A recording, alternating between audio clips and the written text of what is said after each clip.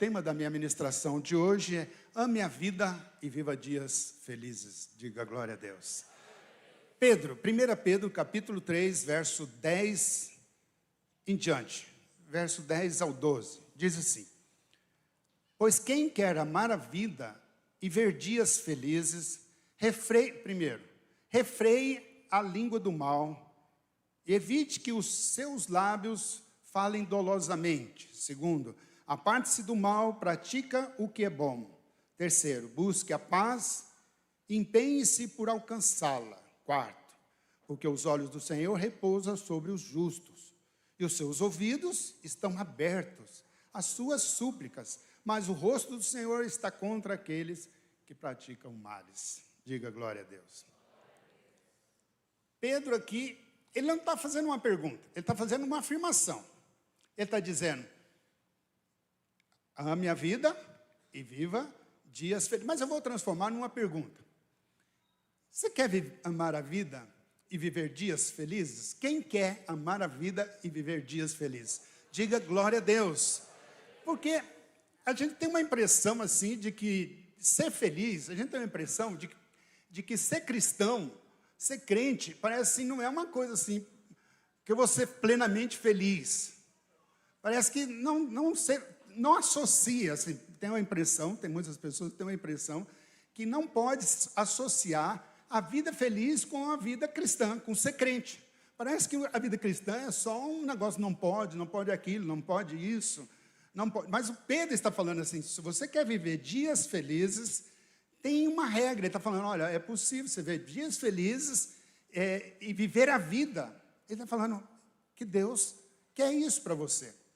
Mas tem pessoas que até acham, até pensam, até imaginam assim que Deus é um Deus que... quando eu me converti, eu já falei isso, eu achava que Deus estava atrás de mim para me pegar em alguma coisa que eu tinha falhado. E eu também pensava, e às vezes alguns acham que... eu já ouvi muitas pessoas dizendo isso, que a doença é de Deus, que Deus nos disciplina com a enfermidade, que Deus dá enfermidade para você ser disciplinado. Pô, mas como que um Deus que quer que nós amemos a vida e vivemos dias felizes nos manda doença? Como pode ser isso? Como que um Deus que chama nós para vivermos dias felizes e viver a vida, mas glória a Deus que não é esse o nosso Deus. O nosso Deus não é esse Deus que disciplina com enfermidade. Mas muitas pessoas pregam assim, eu já vi muitas pessoas dizendo assim que a doença é para a glória de Deus, que Deus é glorificado na doença. Mas quem fala isso não quer essa doença, não quer ser glorificado através da doença. Aleluia, eu quero ser glorificado através da enfermidade. Manda, Senhor, enfermidade. Você já viu alguém orando para mandar enfermidade? Eles falam que a enfermidade é para glorificar o Senhor, mas eles não querem. Quem é que quer enfermidade para que a enfermidade seja o motivo, a maneira para glorificar a Deus? Na verdade, se enfermidade fosse de Deus para disciplinar, ou a glória de Deus fosse manifesta pela enfermidade, então todos os médicos, todas as enfermeiras, qualquer instituição que trabalha na área da saúde, estava contra Deus. Porque Deus mandou, então, Deus mandou, então, não vamos buscar médico, não precisa de médico. Se é disciplina de Deus, todos estariam trabalhando contra Deus. A verdade é que não é vontade de Deus que nós passamos por momentos de enfermidade. O Senhor curou a todos quanto Ele encontrou. Todas as pessoas que Jesus encontrou, Ele curou elas. Não teve nenhuma que Jesus falou assim: não, você merece. Você tem que ser enfermo, tem que ficar enfermo, porque essa é a penalidade por causa de você. Na verdade, até Jesus encontrou os discípulos, eles estavam caminhando, e eles encontraram um cego que era um cego de nascença. E aí os seus discípulos perguntaram: Senhor, ele é cego de nascença. Por que ele é cego de nascença? Nos responde: tem alguma coisa errada. Foi o pai dele que pecou? Foi a mãe? Foi os avós? É alguma coisa? Não, o mundo jaz do maligno. Esse mundo, ele está contaminado, ele foi condenado por Deus. Mas Deus, ele está nos salvando desse mundo. E o Senhor falou assim: não é porque ele pegou nem nada, mas nele pode ser manifesto a glória de Deus. Então, através da sua enfermidade, se está com um problema, se está com uma luta, está com grandes desafios, sim, você pode experimentar o poder de Deus, a glória de Deus. Foi isso que o Senhor Jesus disse. Lá em Lucas, no capítulo 9, os discípulos estavam vindo para Jerusalém, e aí no meio do caminho eles passaram numa aldeia dos samaritanos, e aí eles não receberam Jesus, eles não quiseram receber Jesus. E aí eles saíram de lá, e aí Tiago e Pedro falaram assim: Senhor, o senhor quer que manda fogo nessa cidade? Porque essa cidade aqui precisa levar fogo, porque não recebeu o Senhor. Aí Jesus fala para eles assim: mas de qual espírito vocês são? Qual que é o espírito que vocês são? O Filho do Homem não veio trazer condenação, mas o Filho do Homem veio trazer salvação. Ele veio trazer salvação. No céu não tem enfermidade, não tem hospital no céu. Lá no céu o Senhor diz que Ele vai enxugar todas as nossas lágrimas. O Senhor Jesus nos ensina a orar, dizendo assim: seja feito na terra como é no céu. Por que o Senhor ora isso? Nos ensina a orar assim: seja feito na terra como é feito no céu. Por quê? Porque na terra não está igual é no céu. Por isso nós precisamos de orar. Ele está falando: ora para que a sua vida seja na terra como é no céu. Nós vamos estar 21 dias orando por isso, para que seja aqui na terra como é no céu. Quero convidar você a orar para que aconteça na sua vida o que é no céu, a vontade de Deus. A vontade de Deus é que nós desfrutamos da vida e tenhamos dias felizes. Aqueles dias que nós não conseguimos levantar da cama por algum problema, não são dias felizes. Aqueles dias em que os cônjuges entram em debate, em confusão, em conflito, e falam coisas duras, felinas, que ferem, não são dias felizes.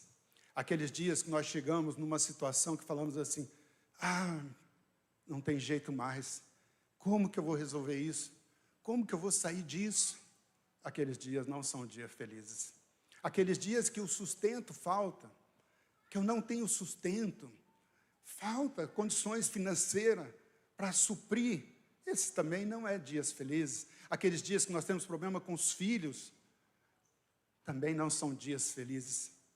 Os dias que nós temos problemas com a vida, com enfermidade, com a opressão, com a depressão, não são dias felizes. A vida assim não é para ser vivida. Pedro diz que não, que o Deus prometeu para a nossa vida é que viva a vida e viva dias felizes. É muito bom, é muito precioso poder acordar no dia e dizer: eu amo a vida. Como eu amo a vida. Eu acordo todos os dias dizendo: puxa vida, como é bom viver. A vida é muito boa, a vida é muito abençoada. Os irmãos lembram que, algum tempo atrás, o ano passado, eu passei por um momento assim muito difícil na minha vida. Tive que fazer uma cirurgia delicada. Passei por um momento assim que não foi fácil, foi difícil, né? O inferno inteiro parece que aproveita para você, nesses dias que você está fragilizado, te acusar, te ameaçar. E você sabe, não é simples enfrentar essas situações assim de enfermidade malignas, que vêm para te perturbar e eu lembro que eu fui para São Paulo para fazer a cirurgia, e 3 coisas encheu o meu coração. 3 coisas muito fortes eu enfrentei naqueles dias, foi o que me impulsionou. É claro que a presença do Senhor já fazia diferença, mas 3 coisas movimentou. Eu pensei comigo: eu ainda sou útil na obra. Eu sei que o Senhor ainda quer me usar. Essa foi uma das coisas. Eu falei: Senhor, ainda tem muitas coisas para ser feitas. E a segunda coisa foi que eu pensei na minha esposa. Eu falei assim: minha esposa ainda precisa de mim, Senhor. Eu não posso deixá-la dessa hora agora, não. Eu ainda tenho que organizar algumas coisas na minha vida. E ela precisa de mim. Eu sei que ela precisa mesmo é do Senhor. Mas foi essa uma das coisas que me motivou. E a terceira coisa que me motivou, porque eu amo a vida. Eu falei: Senhor, eu amo demais essa vida. eu quero ainda viver, eu ainda tenho muitas coisas para ser feito, meus dias ainda não acabaram. Aí, no momento que eu estava sendo levado para o centro cirúrgico, a enfermeira falou assim, né? Não precisa ficar com medo. Fique tranquila. Não fique preocupado. Aí eu falei para ela, eu estou nas mãos do Senhor. Eu estou bem. Eu falei para ela assim, eu ainda tenho muitas coisas para fazer. Aí ela falou assim, como o ímpio fala. O ímpio fala assim, essa é a fé do ímpio. Essa não é a nossa fé. Ela falou assim, Deus é que sabe. Está tudo na mão de Deus. Ela disse, se Deus quiser. Se Deus quiser, vai ficar tudo bem. Eu já falei que a gente ora muito isso. No final das nossas orações, a gente fala assim, se Deus quiser, porque nós estamos com dúvida na oração, né? Eu acho que você tinha que orar antes para saber se era a vontade de Deus orar. Eu contei aqui esses dias que eu fui orar com uma pessoa, e ele estava bem sentado na cama, e o Senhor falou assim, eu vou levar meu filho. E ele estava bem, eu conversando com ele, ele comendo. Como é que você dá uma notícia dessa? Né? Então, antes de orar, você precisa saber a vontade de Deus. Eu sei que é sempre vontade de Deus. E nós oramos a vontade de Deus e amém. Mas não ora essa fé com medo. Né? Se Deus... falar nisso, deixa eu te falar uma coisa. Lembrei.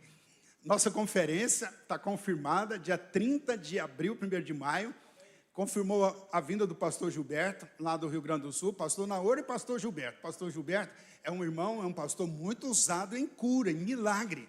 Meu Deus, aquele irmão, Jesus, vai ser bênção. Confirmado, passagem comprada, já está confirmado, dia 30 de abril e 1º de maio. Então, a fé do ímpio é essa, até entendo, às vezes até a fé do cristão. Se Deus quiser, né? Sabe, a gente às vezes tem uma coisa assim, que às vezes a gente tem medo de falar assim, coisas positivas e depois vir coisas ruins. Aí a gente nem fala, com medo. Já teve isso. Assim, você fica com medo de falar assim, eu vou falar. Eu lembro de uma vez orando com a irmã aqui, e eu falei com ela, ela falou assim, feio o casamento. E ela falou assim, pastor, está tudo bem, eu não vou casar. Eu já sei, já orei a Deus assim, para ficar em paz. Falei, como assim? Como você não vai casar? Você está jovem. Mas é porque ela estava com tanto medo de ter esperança e não acontecer, que ela já estava assim, armada. Eu falei, não, está amarrada, eu repreendo agora, vou orar com você. Eu orei, não foi um ano, ela casou. Mas as pessoas têm medo de pôr expectativa e ser frustrado. Como que você vê seu futuro?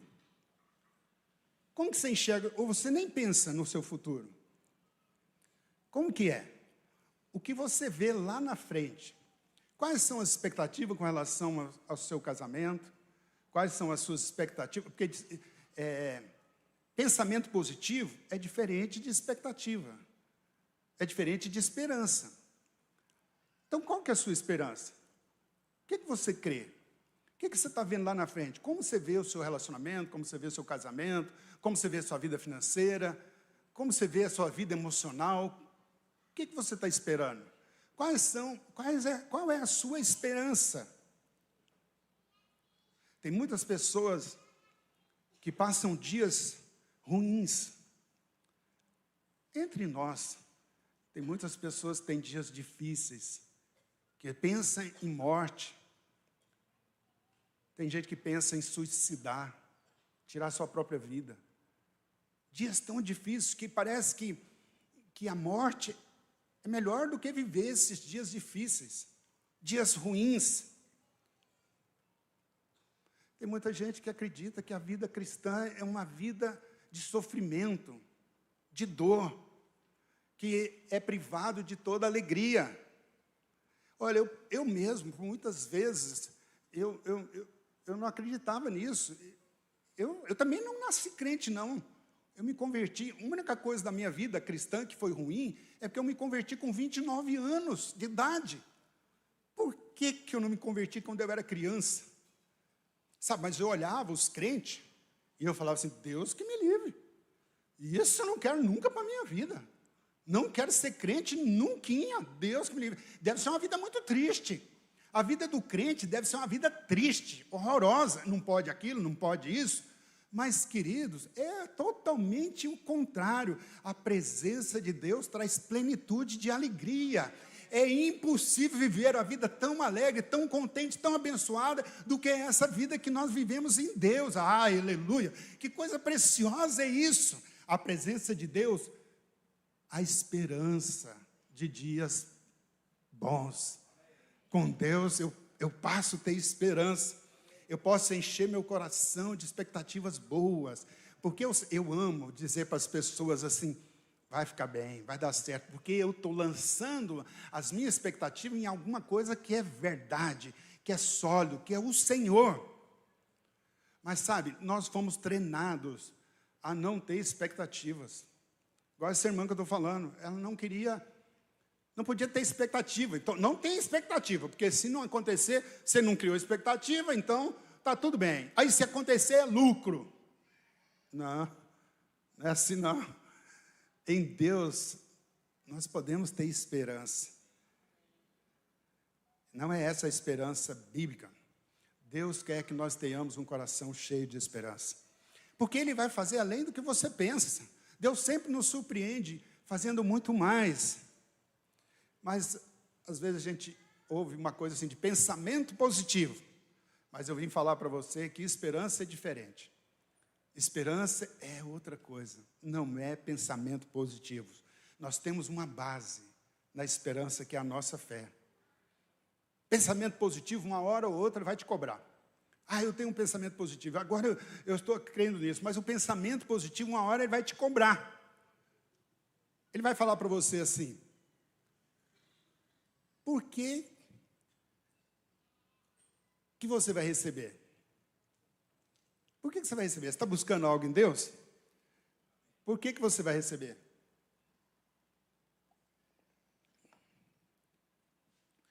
O que você está buscando em Deus? Quais são as coisas que você está buscando em Deus? Ou não está nem buscando? Aí está ruim, hein? Eu acho que você está buscando. Aqui é a fábrica de sonhos. Falei para o irmão esses dias que estava vindo para cá para o nosso internato, falei para ele assim, ele falou, pastor, eu não acredito mais, eu não tenho esperança. Falei, pode vir, que você está vindo para a fábrica da esperança. A fábrica da esperança é aqui, viu? É no Senhor. Então, você está buscando coisas em Deus. Esses 21 dias nós vamos orar por coisas extraordinárias. Você vai anotar, vai pedir, vai buscar. Amém? Mas por que você vai receber? Não, estou com um pensamento positivo aqui, vai dar certo, pensamento positivo. Mas vai receber por quê? Por que você acha que você vai receber? O pensamento positivo é diferente, porque a fé é diferente disso. A fé é saber que você vai receber, mesmo sem merecer. Porque se você for pensar em pensamento positivo, não, tem pensamento positivo. Aí, no fundo, você vai parar e vai pensar, mas eu não mereço. Pois é, a fé é isso. A fé é você receber sem você merecer. Eu não mereço. Pois é assim que o Senhor faz. Cristo recebeu o que Ele não merecia e que você merecia. O que você merece? O que Cristo recebeu que Ele não merecia, que você merece? Condenação, morte, tristeza, culpa, dor, destruição. Tudo isso é que você merece. Você merece morte, você merece condenação, você merece disciplina, você merece castigo, porque você pecou, você merece. Você merece. Se você for para o inferno, está certinho, porque é isso que você merece. Porque todos pecaram. Você falhou, você errou. Não tem ninguém aqui que não errou. Você falhou. E porque você falhou, você merece condenação. Só o que você merece foi para Cristo. Ele não merecia, ele recebeu. Agora, o que Cristo merecia, é seu. Essa é a troca do Calvário. O que Cristo merece? Paz, alegria, saúde, contentamento, vida eterna, vida abundante, prosperidade. Você entende? Essa foi a troca do Calvário. Foi substituída, a Bíblia diz que houve uma substituição. Então, no Calvário foi o grande milagre da substituição. O que você merece estava sobre Cristo. E o que Cristo merece veio sobre nós. Glória a Deus, foi a troca. Muitos não esperam por dias bons. Por quê? Porque acham que não merece. Agora, Isaías 54, verso 9 diz assim: pois jurei que as águas de Noé não mais inundariam a terra, e assim jurei que não mais miraria contra ti, nem te repreenderia. Olha que Isaías, o que o Senhor está falando? Olha, essa maldição da inundação da terra, do dilúvio, não vai mais acontecer. Deus está dizendo, não vai mais acontecer. Mas tem uma coisa que Deus diz aqui, que é algo assim extraordinário. Ele fala assim: eu não vou irar contra você. Você consegue entender isso? Deus está falando, eu não vou ficar irado com você. Olha, eu lá em casa eu tenho 5 netas. Não, 3 netas e 2 netos. 5 netinhos. André, é as coisas que eu mais amo na vida. Depois da minha esposa. Depois de Deus. É um amor assim diferente. Esses dias eu estava orando com uma pessoa que estava assim. Não, essa não vou falar, não. Mas eu sei que tem pessoas que às vezes. Netos. Você ainda não tem neto? Quem tem neto aqui, diga amém. Fala aleluia. É igual ao céu. Olha, pelo mais que eu amo as minhas netas, pelo mais que eu ame as minhas netas, eu não posso prometer para elas que eu não vou ficar irado com elas. Às vezes eu vou. E esses dias eu fiquei bravo com elas, com as 3. Elas fizeram uma arte lá em casa, e eu fiquei bravo. E aí a caçulinha das netas, ela nem ligou. Danei com ela. Estava assistindo TV, assistindo o celular, sei lá. Ela nem ligou. A do meio, a mais velha olhou assim. E certo, ela pensou assim: meu avô está pensando o quê? Eu sei quem ele é. Nem ligou. A única que ligou foi a do meio, que ficou me olhando assim, com os olhinhos assim, pequenininhos. Depois deu maior remorso. Eu falei, não, pode fazer.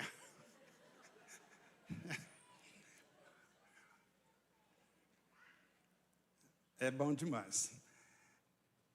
Mas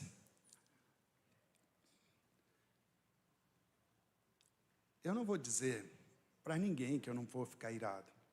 Pois Deus está dizendo aqui que Ele não vai ficar irado. Então, significa o quê? Escuta. Significa que você pode ter esperança, mesmo não merecendo. Não mereço, mas pode ter esperança. Você vai receber por causa da promessa de Deus. Porque Deus prometeu. Veja o que diz Jeremias, no capítulo 32, verso 40. Farei com eles aliança eterna, segundo o qual não deixarei de lhes fazer o bem. Na ceia do Senhor, todo primeiro domingo, nós celebramos a ceia. A ceia é um memorial dessa aliança. Deus está falando assim, eu vou agir na sua vida, eu vou te abençoar por uma razão, porque eu tenho uma aliança com você. Não tem a ver com o que você faz ou com o que você fez. Não tem a ver com o que você merece. Tem a ver com a aliança. Com a aliança que o Senhor fez. Eu vou fazer por causa da aliança. O salmista, no Salmo 35, no verso 27, ele diz: Deus tem prazer na prosperidade do justo. Deus tem prazer na prosperidade do justo. Agora você é filho, você é mais que justo, agora você é filho. Se Deus tem prazer na prosperidade do justo, quanto mais o filho. Deus tem prazer que você prospere. E nós vamos orar uma semana de jejum e oração para que Deus possa te prosperar. Te prosperar em todas as áreas. na vida financeira, na vida familiar, na vida espiritual, na vida emocional. Em todas as áreas da sua vida, nós vamos orar por prosperidade. Então, o plano de Deus é para que nós sejamos felizes. Isso glorifica a Deus, isso traz glória para Deus. Lá em Jeremias, no capítulo 33, no verso 9, diz assim: Jerusalém me servirá por nome, por louvor e glória, entre todas as nações da terra, que ouvirem todo o bem que eu lhe faço. Espantar-se-ão e tremerão, por causa de todo o bem que eu faço para vocês. Todo o bem que eu faço, toda a paz que eu lhe dou. Olha, Jeremias está dizendo assim, que as pessoas vão olhar e vão tremer. Tremer de falar, puxa vida, o que aconteceu na vida deles? O que aconteceu? E é assim que aconteceu em Israel. Até hoje, eles sabem que existe uma bênção de Deus sobre aquele povo que é inexplicável. E as pessoas vão olhar para a sua vida e vão falar, o que aconteceu com ele? O que aconteceu? Tem alguma coisa diferente com essa família. Tem alguma coisa diferente. É isso que o Senhor quer fazer. Algo que você não consegue fazer. Algo que você não dá conta de fazer. Ao ponto das pessoas olharem e falar assim, tem alguma coisa diferente. Tem alguma coisa. O que ele fez? O que você fez para prosperar assim? O que você fez para ser feliz desse jeito? O que está acontecendo com essa família? Não pode, não tem jeito. Olha como ele é abençoado. Como é tudo que ele faz, onde você põe a planta do pé, onde você põe a mão, é abençoado. O que você fez? É a presença de Deus. Então eu queria falar desses textos. E Pedro diz assim, a primeira coisa que Pedro fala, ele fala assim, para que eu possa ter esses dias felizes, viver a vida e ter dias felizes, Pedro diz assim, primeira coisa, ele diz, fala o quê? Refreia a língua do mal. Quer ver dias felizes? Quer viver a vida? Diga amém. Então, refreia a sua língua. Mas refreie como? Ter cuidado com a língua, para que eu não fale palavrões, que eu não fale xingamentos, que eu não fale coisas assim? Sim, também, mas não é isso que Pedro está dizendo aqui. É claro que nós não vamos falar palavrões, não vamos ser um povo que fica xingando, falando coisas torpes, né? Mas o que Pedro está dizendo, ele está falando, é algo ainda mais profundo. Pedro está falando de algo mais poderoso. Ele está falando, quando o povo de Israel saiu, quando o povo saiu do Egito e foram para Canaã, eles chegaram, 40 dias depois, eles chegaram num lugar, em Cades Barneia, e aí Moisés envia os espias para ver a terra. Eles foram ver a terra. Quando eles voltaram, a Bíblia diz que eles trouxeram uva, caixa de uva, que precisava 2 homens para carregar. Nossa, que tamanho que deve ser essa uva? 2 homens para carregar um caixa de uva. Trouxe fruta, trouxe figo. Meu Deus, era doce, como mel. Eu nem sei como é que era isso. Tamanho que é uma uva desse tamanho assim. Um cacho de uva dava para todo mundo aqui na igreja. 2 homens para carregar. E eles foram e viram que a terra manava leite e mel, porque essa era a promessa de Deus. Deus tinha falado para eles, vocês vão para uma terra que mana leite e mel. Mas quando eles voltaram, eles falaram mal da terra, infamaram a terra. Eles chegaram, então, o dizer mal aqui é dizer aquilo que Deus não falou. Dizer contrário a Deus. Deus está falando, a terra é bênção. Seu casamento é bênção. A sua vida é bênção. O seu trabalho é bênção. Aí, mas você infama a terra. Você fala mal. Ah, quem aguenta esse trabalho? Deus que me livre. Misericórdia dessa mulher. Misericórdia desse marido meu. Deus que me livre. Infamaram. A terra, o Senhor falou, essa terra mana leite e mel.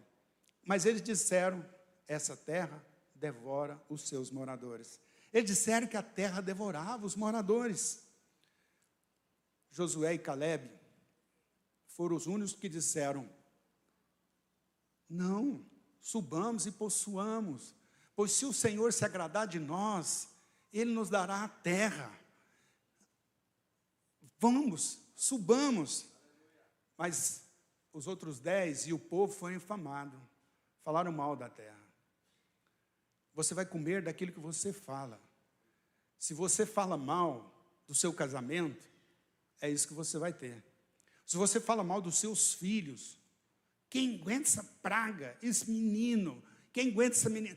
Às vezes a gente fala mal dos filhos, fala mal do trabalho. Quem aguenta esse trabalho? Está difamando. Deus está te falando para você, eu te abençoei, eu te coloquei no lugar certo, na hora certa. Você quer prosperar? Você quer crescer? Outro dia, atendendo um casal, e pode ficar tranquilo, não vou expor ninguém aqui, nunca expus. Pode ficar em paz. Mas eu perguntei, eu sempre mudo as histórias. Eu perguntei para o marido, falei, e aí? Como é que é? O que está acontecendo? Como é que é a sua esposa? Como é que é o casamento? Como é que é a esposa? Ah, pastor, não dou conta dela mais não. É bruta, é estúpida, é preguiçosa, é não sei o quê. E falou um monte. Falei, está difícil, hein? Ele falou, o senhor que não sabe. Pois é. Aí, resumindo, aí chamei a esposa. Falei com a esposa, como que é o seu casamento? Como que é seu marido? Ela falou assim, pastor, é difícil, meu marido é difícil, mas ele é uma bênção, pastor. Eu quis casar com ele. Sabe, ele ainda tem áreas que ele não venceu, mas ele vai vencer. Ele vai ficar bênção. Ele vai ser bênção. Eu falei, opa. Tem pelo menos um aqui que está falando palavras boas, que está semeando, que está profetizando sobre a terra. Plante a semente que você quer colher. Plante a palavra certa. Não diga isso, não fale. A palavra é semente. Se você lançar semente ruim, você vai comer esse fruto ruim. Então plante coisas boas, declare coisas boas. Em Tiago diz que aquilo que o homem semear, isso ele vai colher. Cada vez que você fala algo diferente de Deus, do que Deus disse, você está difamando, você está amaldiçoando. Lá em Provérbios, capítulo 18, verso 21, diz que a morte e a vida está no poder da língua. O que está no poder? Está a morte e a vida? Está na onde? No poder da língua. Aquele que fala coisas boas vai colher, se fala coisas más, vai colher também, do seu fruto comerá. A vida e a morte está no poder da língua. Para você amar a vida e viver dias felizes, você tem que usar a boca certa. Você pode abrir a boca e profetizar dias felizes, ou você pode falar mal do seu casamento, falar mal de todas as coisas que você tem vivido. Se você não consegue falar bem, você olha para as suas coisas, para o seu casamento, para a sua família, e você não consegue ver coisas boas, então não fale. Fique calado. Não fale nada. É melhor ficar calado do que falar coisas ruins. Não fale a sua opinião, aquilo que o mundo fala. Fique com a palavra. A palavra de Deus fala que você é filho, que você é precioso e que você vai vencer. Se veja como filho. Ande como filho. Viva como filho, descanse como filho, diga amém. Amém. Então você está em Cristo. Quando o Senhor olha para você, Ele não vê você, você está em Cristo. Nós estamos em Cristo. Quando Deus olha para você, Ele vê Cristo. Lá em 1 João, no capítulo 4, no verso 17, diz, pois assim como Ele é, nós somos nesse mundo. Então você não será abençoado diante de Deus pelo aquilo que você faz. A questão não é, será que eu estou agradando a Deus? Será que você está agradando a Deus? Essa não é a questão. A questão é, se eu estou em Cristo, será que Cristo está agradando a Deus? Porque se Cristo está agradando a Deus, aleluia, eu estou em Cristo. Se eu estou em Cristo, e Cristo está agradando a Deus, então o Senhor veio para fazer essa troca com você no Calvário. Ele tomou o seu lugar, e você tomou o lugar de Cristo. Então o grande problema das pessoas é porque elas chegam diante de Deus para orar, baseado no que ela faz, ou no que ela fez. Então todas as vezes que nós vamos orar a Deus, baseado naquilo que eu faço, naquilo que eu sou, naquilo que eu fiz, eu nunca vou ser recompensado. Eu nunca vou ser abençoado diante de Deus. Então, eu devo chegar diante de Deus em Cristo. Porque em Cristo, porque Deus quer abençoar Cristo. Ele abençoa o Filho. E nós estamos no Filho. Então, se eu chegar diante de Deus, você vai falar com Deus como? Se você chegar baseado em você, naquilo que você é, naquilo que você fez, você vai falar, eu pequei, eu falhei, eu estou errado, eu não estou certo, eu faço só coisa errada.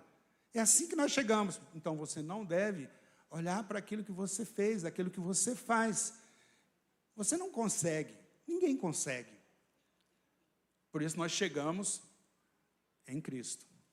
Por isso que nós oramos em Cristo. Então, se você chegar baseado naquilo que você fez, ou que você faz, sabe o que vai acontecer? Vai ficar deprimido, você vai ficar triste.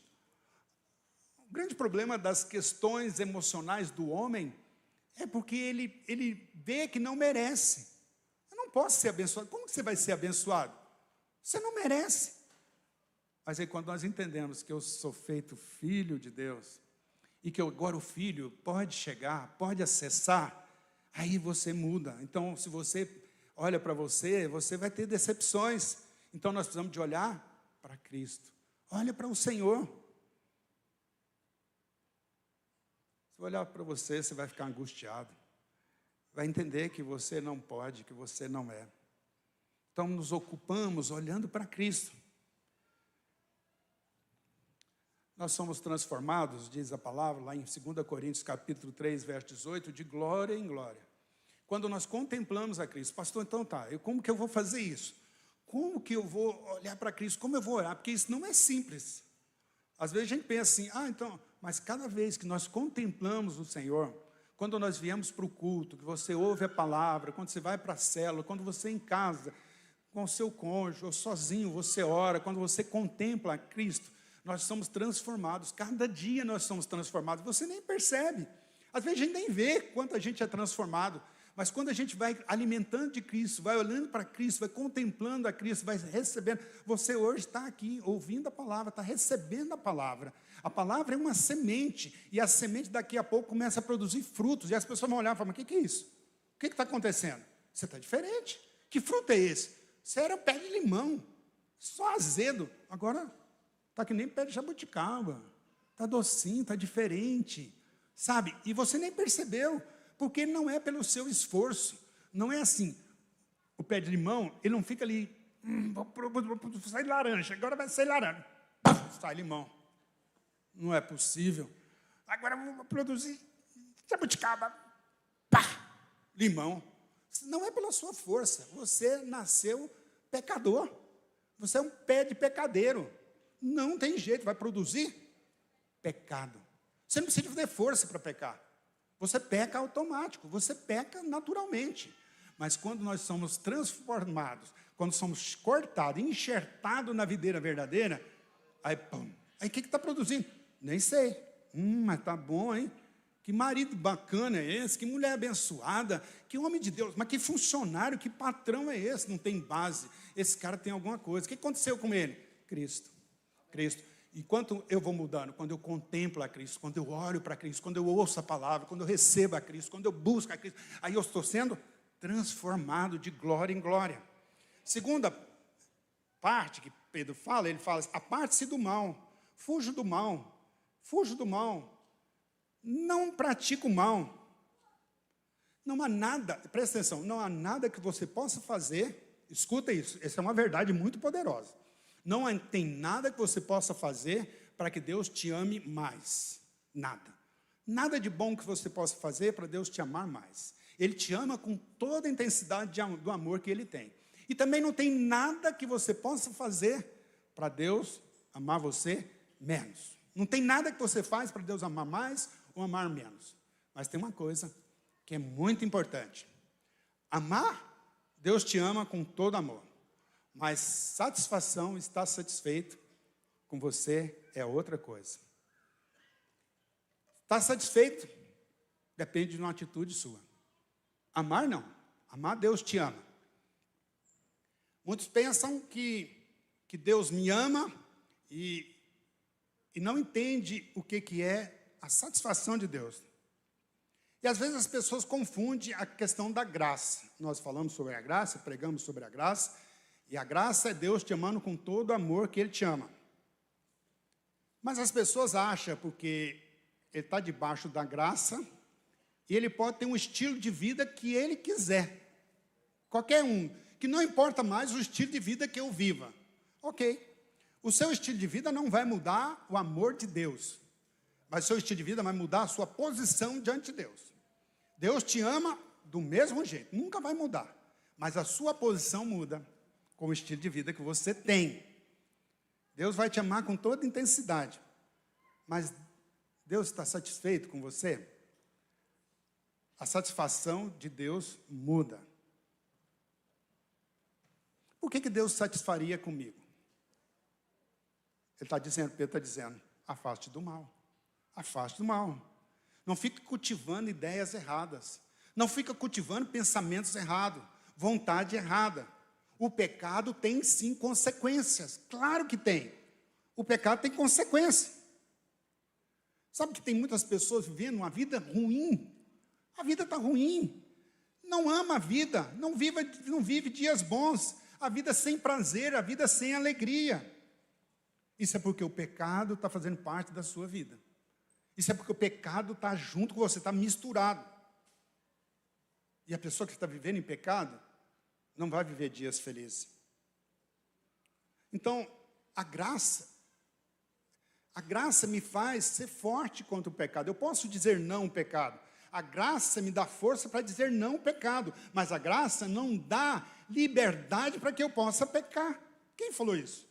A graça não é liberdade para pecar. Então, quando nós provamos a graça, espontaneamente nós apartamos do mal. É espontâneo, é a sua natureza que é mudada. Romanos 6,14 diz, porque o pecado não terá o domínio sobre vós, pois não estáis mais debaixo da lei, sim da graça. Então, a palavra diz que quando eu experimento a graça, quando eu experimento o Senhor, eu mudo de natureza. Eu não estou mais escravo do pecado. Esses dias, um irmão me liga, quase morrendo, querendo se matar, morrendo, porque ele tinha falhado, tinha cometido um pecado. Ah, eu errei, agora eu quero morrer, estou mal, estou deprimido, estou sofrendo, ai, minha vida está ruim. Eu falei, aleluia, glória a Deus. Porque ele não dá conta mais, ele não consegue mais, porque agora a natureza se errou, falhou, pecou, mas não consegue mais, não tem prazer mais. Sabe, eu lembrando aqui do testemunho da Paola, da obreira Paola, né, quando ela foi para o encontro. Ela foi para o encontro, ela não era crente, não. Aí ela foi para o encontro, ela apareceu aqui, e eu que estava aqui na secretaria, então, aqui que tem um negócio desse tal de encontro aí, com Deus, sei o quê e tal. Eu falei, é aqui mesmo. Não, me disseram, alguém falou para mim, eu vim aqui fazer a inscrição, e ela foi. E ela foi tão abençoada, desculpa colocar isso, te contar, mas já contei isso outras vezes. E aí, ela foi para o encontro, e ela voltou do encontro, e ela falou, o que eu estou sentindo? Está acontecendo alguma coisa comigo, eu não estou com vontade mais de ir para as festas, ir para a balada. E ela falou assim, mas eu vou. Terminou o culto aqui, ela foi para um bar, para a balada. E aí chegou lá, todo mundo bebendo, aquele negócio, ela estava sem graça. Ela falou assim, nossa, mas que coisa ruim, parece que eu não estou bem aqui. Antes eu era feliz aqui, agora não estou mais. Não, eu vou para a pecuária, aí era tempo de pecuária. Lá na pecuária não tem jeito, lá eu vou beber, vou cair na farra. E foi para a pecuária, e aí chegou lá andando, falando, nossa, mas está tão sem graça aqui. Aí a pessoa que estava com ela, vamos para a boate. Falou, lá na boate não tem jeito, lá na boate, o som, barulho, e aí eu vou cair na dança, vou beber todas. E ela chegou lá, estava ruim. E ela falou assim, eu vou embora daqui e nunca mais voltou. Então não foi esforço dela, foi uma mudança. Dela foi rápido, assim, né? Tem uns que demoram. Mas dela foi rápido. Teve uma mudança radical. Então, o pecado não tem mais poder sobre a sua vida. Não é porque você se esforçou para isso. Quanto mais eu contemplo o Senhor, quanto mais revelação que eu tenho, que eu sou amado, que eu sou filho. Sabe, pode ter certeza, o seu filho será mais disciplinado, será mais fiel, mais leal a você, quando ele vê que você o ama.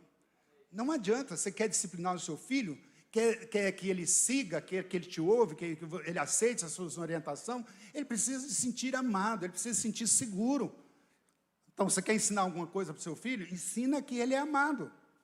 Lembra do filho pródigo? O que ele mais precisava? Ele precisava de se sentir perdoado.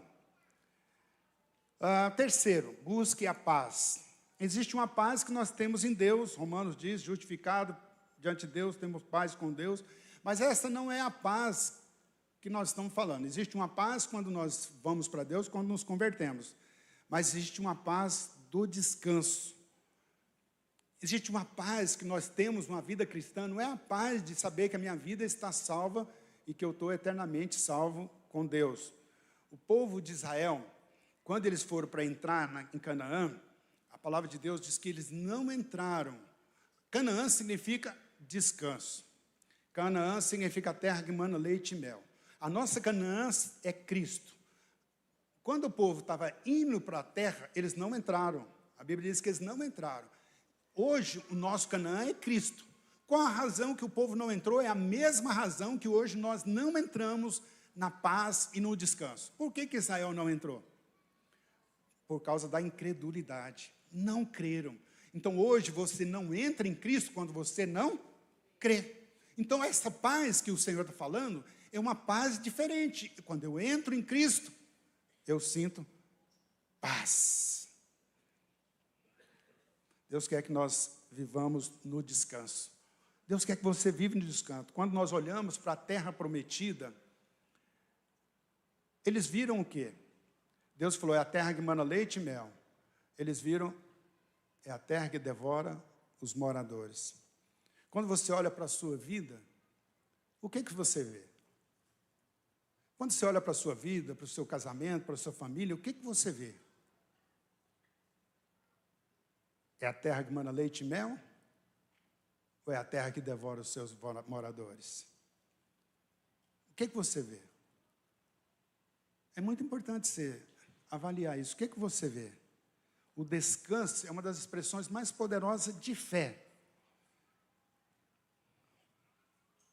Jesus, ele conta uma parábola, lá em Mateus capítulo 12. Ele fala assim, ele fala uma parábola? Não, ele está falando um ensinamento. Ele diz assim, quando você repreende o demônio de alguém, quando alguém está opresso, quando alguém está oprimido, quando alguém está cheio de demônios, e você ora com ele, esses demônios saem. E os demônios fazem o quê? Quem lembra? Não, mas o que ele faz? Ele sai procurando um lugar de descanso. O diabo sai procurando um lugar de descanso. Por quê? Porque ele quer entrar e quer perturbar quem está no descanso. Ele não consegue. Onde ele chega, não tem descanso. Então, às vezes, a nossa vida não tem descanso. Por quê? Porque o inimigo está aí. Porque o inimigo não quer ficar onde tem descanso. O diabo não vive onde tem descanso. O inimigo não pode entrar onde existe descanso. Quarto, diz assim, os olhos do Senhor repousam sobre os justos e os seus ouvidos estão abertos para as suas súplicas. Quem são os justos do Novo Testamento? Quem é justo? Quem são os justos? Nós, né? Você é justo, sim ou não? E por que você é justo? É porque você recebeu um dom de Deus, um presente de Deus. Eu recebi o presente. Nós não podemos amar a vida e viver dias felizes se eu não tenho revelação dessas coisas. Eu quero viver dias felizes. Eu quero viver a vida. E nós vivemos quando nós sentimos e sabemos que somos perdoados e que somos amados por Deus. Na velha aliança, era assim, Deus uma hora agrada de você, outra hora não. Você fez, gostei. Não gostei. Na nova aliança, não. Na nova aliança, você é filho. Agora você é amado. Hoje, o nosso prazer, o prazer do Senhor em você é em Cristo. Você deve viver dias felizes, dias abençoados, quando eu entendo que sou amado. Então diga assim comigo, assim, diga, eu e minha casa viveremos dias felizes. Melhor, diga assim, eu e minha casa viveremos a vida e viveremos dias felizes. Diga glória a Deus. Amém. Glória a Deus. Deixa eu orar com você.